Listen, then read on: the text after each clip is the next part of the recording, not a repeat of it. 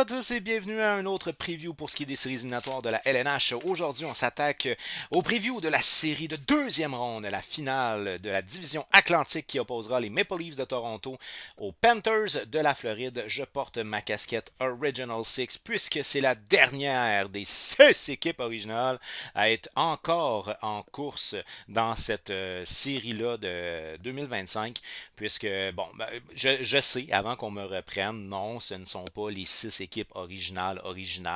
Je sais tout ça. C'est juste que quand la Ligue est tombée stable pendant plusieurs années, c'était les 6 équipes qui se sont maintenues stables et qui ont survécu finalement.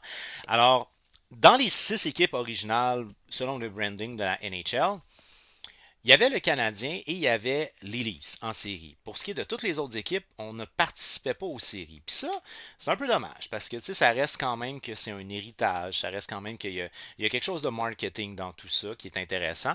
Et la dernière équipe Original Six à être encore en liste, ben, c'est les Leafs de Toronto. Dans cette série qui les opposera aux Panthers de la Floride avec une impression de déjà vu, me diriez-vous.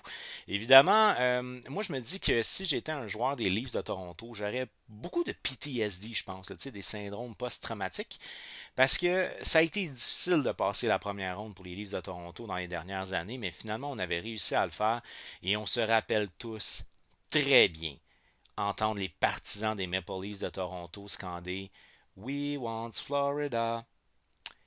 À l'époque, les Bruins de Boston avaient connu une saison régulière hors du commun. Et de façon un peu surprenante, les Panthers avaient réussi à sortir les Bruins en première ronde. Ce qui fait que ben, les Panthers se sont pognés contre les Maple Leafs en deuxième ronde et l'histoire s'est écrite. Les Leafs se sont fait sortir par les Panthers. Donc, je pense que du côté de Toronto, on a probablement de très mauvais souvenirs concernant cette fameuse série-là. Puis malheureusement, c'est que dans ton corps de joueurs, tu as encore beaucoup de joueurs qui était là quand on a perdu en deuxième ronde. Fait que, contre les Panthers. Fait que, peut-être est-ce qu'on va vouloir prendre notre revanche sur il y a quelques années. Peut-être est-ce que du côté de Toronto, on a finalement trouvé la recette magique. Moi, ce qui est vraiment mon gros point d'interrogation à Toronto, c'est ma foi, les fans. Puis, tu sais, mon but, là, c'est pas de rabaisser un fanbase parce que je pense que les fans s'expriment comme ils s'expriment, mais c'est hallucinant de voir dans la série qui a opposé les Leafs de Toronto aux Sénateurs d'Ottawa comment les fans de Toronto sont euh, pas rancuniers, mais ils attaquent rapidement leur équipe. Ils la soutiennent plus ou moins. Puis j'ai l'impression que les joueurs jouent nerveux à Toronto. Et ça, c'est très problématique parce que tu as à peu près un match sur deux. Là, si mettons tu te rends en 7, c'est carrément un match sur deux. Ben, un match sur deux, non, ce ne sera pas carrément un match sur deux parce que les autres vont avoir le dernier match à domicile. Mais en tout cas, bref, c'est à peu près un match sur deux que tu vas jouer à domicile. Donc, je me dis, être à la place des Leafs, je détesterais jouer à domicile.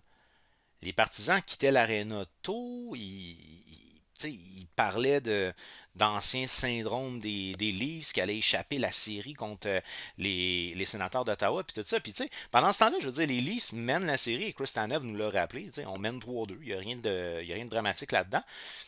Puis pendant ce temps-là, du côté d'Ottawa, c'était le contraire. Les partisans ils étaient comme là, du coup, on peut remonter ça, tu sais. Puis c'est ça. Fait que, du côté de Toronto, je pense que c'est compliqué quand on joue à domicile. On a probablement beaucoup de pression, puis les journalistes jouent un rôle là-dedans aussi, ce qui est clairement pas la réalité du côté de la Floride. Du côté de la Floride, on parlera pas d'un fanbase qui est aussi gros, évidemment, que celui de Toronto, mais c'est quand même un fanbase qui s'établit tranquillement au travers des années, puis on est beaucoup plus indulgent. Là. Reste que, notre équipe performe, là, c'est sûr que c'est plus facile quand on gagne, mais je pense quand même qu'il y a moins de pression sur les épaules pour les Panthers de la Floride qui vont en avoir pour les Leafs de Toronto. Maintenant, est-ce qu'on va réussir à passer cette fameuse deuxième ronde-là? Ça sera à voir. Du côté des Leafs de Toronto, ben, on a fait face à une équipe très jeune, peu expérimentée en les sénateurs d'Ottawa. Les sénateurs d'Ottawa ont essayé de commencer les séries de façon très agressive physiquement. Ça l'a pas rapporté, mais par la suite, on dirait qu'on a pris un peu plus notre tempo. Puis on a réussi quand même à se rendre en 6 matchs, donc à aller arracher 2 bonnes victoires aux Maple Leafs de Toronto. Il reste que sur papier, Toronto est une équipe qui a beaucoup plus d'expérience, qui a beaucoup de talent. C'est une force offensive, puis tout ça. Et on s'est beaucoup amélioré dans notre jeu défensif avec Craig Berube du côté de Toronto, et ça, c'est très intéressant. Les sénateurs se sont battus tant bien que mal jusqu'à la fin. Malheureusement, malheureusement, on n'aura pas réussi à avoir le dessus sur l'organisation, nos rivaux de l'Ontario. Mais il en reste pas moins qu'on a livré une belle bataille du côté d'Ottawa. D'ailleurs, shout-out aux partisans des sénateurs d'Ottawa parce que c'est une première fois en 8 ans qu'on participait aux séries. Puis honnêtement, ils ont show up. C'était beau de voir à l'aréna. Euh, on est habitué de voir, entre autres, des partisans des Leafs se déplacer à Ottawa. C'est pas tellement loin, c'est beaucoup moins cher les billets que d'aller à Toronto. Là, non, il y avait beaucoup, beaucoup de fans présents qui étaient vraiment des fans des sénateurs d'Ottawa à Ottawa. Donc, c'est vraiment nice à voir. Puis, c'était à la limite émouvant de voir le discours de Brady Ketchuk. Mais du côté des Leafs de Toronto, il faut qu'on gagne. On est une équipe qui est une équipe aguerrie avec de l'expérience. On a des gars qui sont capables de faire très mal. Alors, on se doit de gagner. Stollard, il l'avait annoncé d'entrée de jeu, il avait dit que ce sera une série, un bain de sang, comme il avait dit. Ça n'a pas été un bain de sang, mais ça a été quand même assez sauvage physiquement. Puis c'est intéressant. C'est intéressant comme première ronde. Les Leafs de Toronto qui ont fini par éliminer les Sénateurs d'Ottawa en 4 matchs. Du côté de la Floride, maintenant, ça a été une série peut-être un petit peu moins compliquée. Très décevant le Lightning de Tampa Bay, très honnêtement. Puis d'ailleurs, Vasilevski s'est pas caché de dire que c'était fucked up leur statistique à domicile. Mais c'est une série qui s'est terminée en 5. On s'attendait vraiment à la rivalité de la Floride et finalement pas tant. Ça n'a pas été super physique cette série-là. C'est sûr que oui, il y a eu des mises en échec. Oui, il y a eu de l'intensité. Ça reste quand même les séries éliminatoires. On peut penser entre autres à c'est Aaron Ekblad, je pense qu'il a été suspendu pour son coup. Fait que tu sais, oui, il y a eu de l'intensité, mais on s'attendait à une opposition beaucoup plus féroce de la part du Lightning de Tampa Bay. Ça a été décevant du côté du Lightning de Tampa Bay. Alors que du côté des Panthers de la Floride, bout de vierge, on en a juste profité, puis c'est tout. Et voilà. Et là, ben, il y a cette espèce de fausse bénédiction, on peut dire. Là. Mais dans les dernières années, en première ronde, lorsque les deux équipes de la Floride se sont affrontées, à chaque fois, l'équipe qui a gagné la série de la Floride en première ronde s'est ramassée en finale de la Coupe. Sans nécessairement toujours gagner la Coupe, mais ils sont ramassés en finale de la Coupe. Ce qui fait que théoriquement, les Panthers sont directs à la Coupe. T'sais, là, ils ont battu le Lightning de Tampa Bay en première ronde. Fait que si on se fie à cette tendance-là, ils devraient se rendre jusqu'en finale de la Coupe Stanley. Mais c'est une équipe qui a le potentiel de le faire. On s'entend que c'est une équipe qui a déjà gagné, c'est une équipe qui a des joueurs d'expérience, c'est une équipe qui est bâtie pour les séries éliminatoires. On a des gars très responsables aussi. Fait que c'est super intéressant, je fais ça, mais non, c'est vraiment ça. C'est super intéressant ce qu'on a du côté des Panthers de la Floride. Fait on a une équipe qui est une équipe qui est capable de faire mal un peu à tous les niveaux. Elle est capable de déranger, de produire offensivement et de bien jouer défensivement. Alors que du côté de Toronto, on est peut-être un peu moins de caractère. Et ça, c'est quelque chose qui peut faire mal à long terme dans une série, de manquer de caractère. Alors que du côté de la Floride, on en a quand même. Donc, de façon sommaire, première ronde que je dirais correct pour les Leafs de Toronto et très bonne pour les Panthers de la Floride. Alors, pour ce qui est de la première ronde, les Maple Leafs de Toronto ont une moyenne de buts marqués de 3,17 buts par opposition à 3,80 pour ce qui est des Panthers de la Floride. Linus Ulmark a eu son mot à dire dans la série entre Ottawa et Toronto. Une moyenne de buts encaissés de 2,67 par opposition à 2,40. Là, franchement, Bobrovski, là, il a été excellent dans cette première ronde-là. Stollard, ben, dans le fond, on se dit peut-être qu'on a finalement trouvé notre gardien. Là. Mais je pense que le style de jeu de Craig Berube aide quand même largement la tenue du gardien. Un avantage numérique carrément ridicule, 35,3% d'efficacité, je doute très fortement. C'est un bon avantage numérique, je ne le enlève pas, mais je doute que ça continue dans ce sens-là. D'ailleurs, des séries quand même un peu décevantes là, pour le défenseur Morgan Riley, qui est justement une pierre angulaire en avantage numérique. 3 points en 6 matchs pour ce qui est de Morgan Riley, mais un petit moins 1, là, c'est fatigant, ça. C'est fatigant. Morgan Riley, on le connaît pas pour ses aptitudes défensives, je suis d'accord avec ça, mais on veut qu'il soit le défenseur numéro 1 à Toronto. En tout cas, pour moi, il n'y a pas des airs de Victor Hedman. Fait on va placer ça comme ça. Maintenant, un avantage numérique de 25% pour les Panthers, c'est assez standard pour ce qui est des Panthers. Si on regarde, là, mettons qu'on compare avec la saison régulière, ça a vraiment boosté là, pour les Leafs en première ronde, 35,3% versus 24,8% en saison régulière. Tandis que pour les Panthers, 25% en série, 23,5% en saison régulière, c'est assez similaire. Donc on a des performances qui se maintiennent. Des avantages numériques à 80% pour ce qui est des Maple Leafs de Toronto par opposition à 88,5% 29,9%, c'est ça. Du côté de la Floride, on est plus solide défensivement, puis on a un gardien honnêtement qui a connu un très bon début. C'est ironique, ils ont les mêmes statistiques, là, mais Bobrovski a été quand même très solide dans sa première ronde contre le Lightning de Tampa Bay. Alors, on va faire le tour maintenant des 5 meilleurs pointeurs du côté des deux organisations. Du côté de Toronto, eh bien, Nylander, quand même 9 points en 6 matchs. Là, c'est des très bonnes séries, quoique un peu en 2 temps dans son cas à lui. Mais Nylander, lui, c'est en 6 matchs, 3 buts, 6 passes pour 9 points. Mitch Marner, celui qui des fois se fait un peu oublier en séries éliminatoires, cette fois-ci pas du tout. On l'a senti très présent, 8 points en 6 matchs, 1 but, 7 passes pour ce qui est de Mitch Marner. Austin Matthews a eu le droit de faire scander son nom de temps en temps à Ottawa.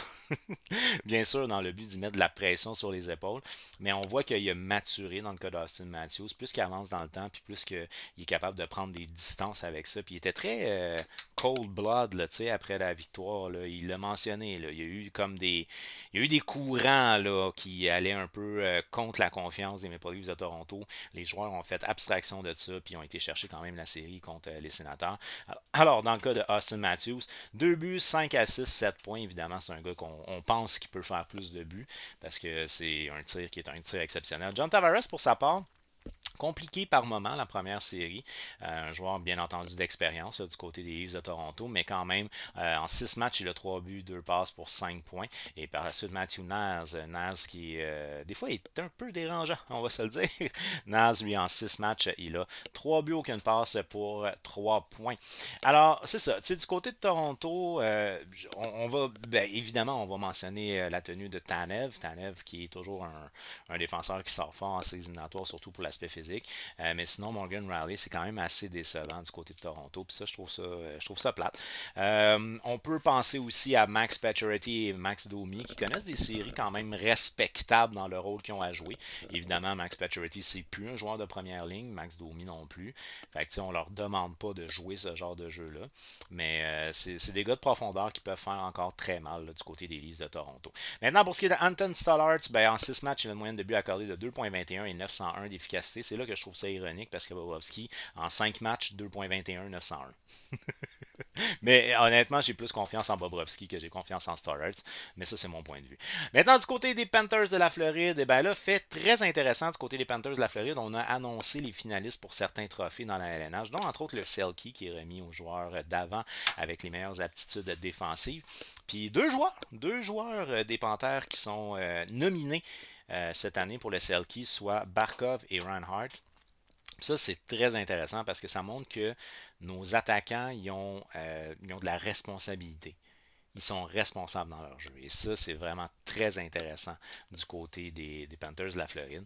Alors, pour ce qui est de Sam Reinhart, ben, 5 matchs, il a 2 buts, 4 passes, 6 points. Puis après ça, on tombe dans le club des 5 points. Fait que Bennett, il a 5 points. Kachuk, il a 5 points. Lundell, il a 5 points. Barkov a 5 points. Dans le cas de Bennett, c'est 3 buts, 2 passes pour 5 points. Kachuk, c'est 3 buts, 2 passes pour 5 points. Lundell, c'est 2 buts, 3 passes pour 5 points. Et finalement, Barkov, c'est 1 but, 4 passes pour 5 points. On sait évidemment que pour ce qui est de Barkov, c'est un joueur qui est capable de faire du playmaking, donc des bonnes habilités au niveau de sa lecture de jeu, puis au niveau de sa distribution des rondelles. Du côté des Panthers de la Floride, ben c'est ça. Il y a eu la suspension là, de Aaron Ekblad qui était un petit peu dommage. Mais malheureusement, c'est ça. C'est que c'est une série qui s'est voulu être plus physique. Puis ça, je pense que c'est normal parce que on s'est affronté quand même à plusieurs reprises pour ce qui est de la confrontation de la Floride. Fait que je pense très honnêtement que il fallait s'attendre à ce qu'il y ait des débordements ici et là.